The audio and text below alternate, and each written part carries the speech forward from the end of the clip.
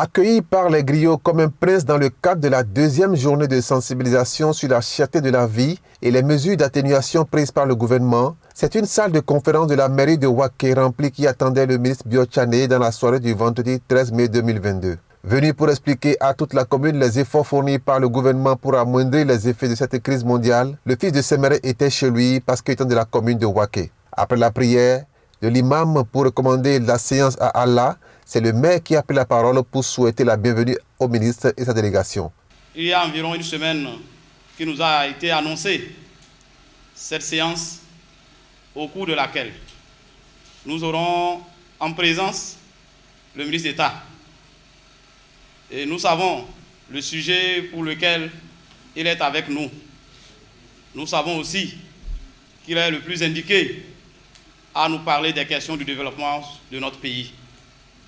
Je voudrais tout simplement lui souhaiter la bienvenue à Waké, lui et à toute la délégation qui l'accompagne.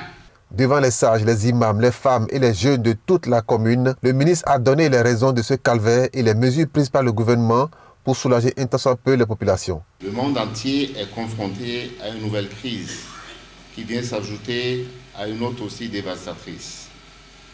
Alors que nous étions en train de nous relever des effets de la pandémie de la Covid-19, la guerre en Ukraine est venue accentuer la situation déjà difficile que nous traversons.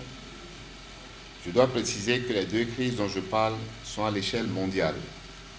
Ce n'est pas le Bénin seul qui est en crise, c'est la planète entière, c'est l'ensemble du continent et donc bien sûr notre pays. La Russie et l'Ukraine sont les principaux producteurs de pétrole, de gaz, de métaux, de blé et de maïs.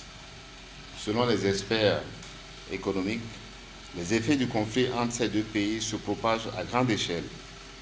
Cette situation accentue encore les pressions sur les prix et affecte le quotidien de chacun de nous. Le Bénin importe de la Russie et de l'Ukraine 98% de son blé. 98% du blé consommé au Bénin, c'est-à-dire quasiment la totalité, vient de la zone en crise, la Russie et l'Ukraine. Pris en Conseil des ministres, donc rendu en Conseil public après le Conseil des ministres du 23 mars, une série de mesures pour atténuer les effets de la flambée des prix des produits de première nécessité. Sur ces mesures, je veux dire ce qui suit. Par exemple, sur le riz importé. Nous produisons du riz, c'est vrai, mais nous consommons beaucoup de riz importé. Et sur ce riz importé, parce que le prix a sensiblement augmenté, nous avons décidé que 80% de la taxe sur la valeur ajoutée devait être annulée. Donc la taxe sur la valeur ajoutée qui devait être payée sur l'importation de riz a été réduite à 20%, c'est-à-dire 1/5 de ce que les importateurs auraient dû payer. Et comme on ne peut avoir un frais sur le pommier et manger des pommes vertes, les populations de Waké ont demandé au cours des échanges à leur fils, le ministre Biotchané, de faire encore plus pour la commune afin de régler les questions de l'eau, de la santé, du marché, du pont et bien d'autres situations que vivent les habitants de la commune. Toutes choses auxquelles le ministre a apporté des réponses tout en les rassurant que bien d'autres projets sont prévus pour ce quinquennat et Waké ne manquera pas sa part.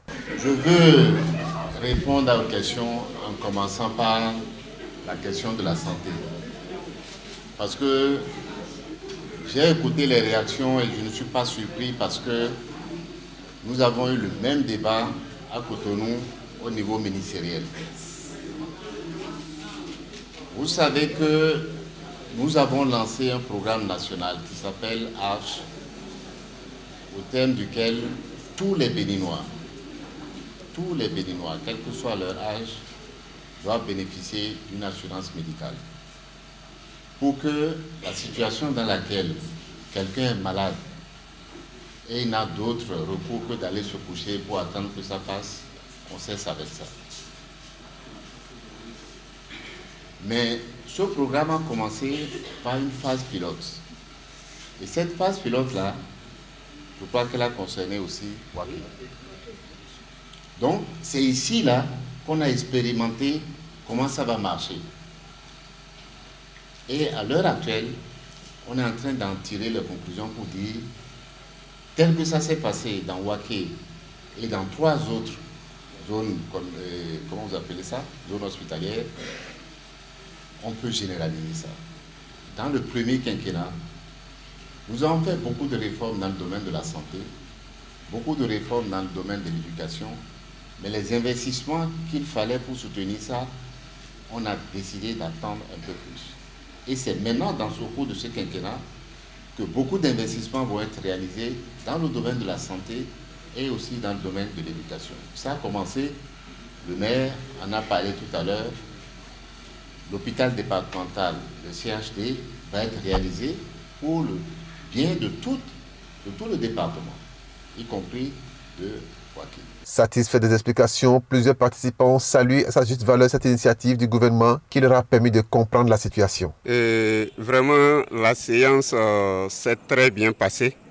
Ça s'est très bien passé. Le grand frère, notre cher papa, le ministre d'État, a pris tout le temps pour nous expliquer l'origine de la cherté de la vie aujourd'hui et quelles sont les mesures qui sont déjà prises, et il y a d'autres mesures qui sont en cours pour atténuer un tant soit peu cette cherté-là. C'est un bon exposé, ça a été très clair. Nous avons compris qu'il y a certaines choses, nous ne sommes pas informés de la chose et on pense que jusqu'ici le gouvernement ne fait rien. Mais après son exposé, vraiment tout le monde est informé de la lutte que mène le gouvernement et de la rupture.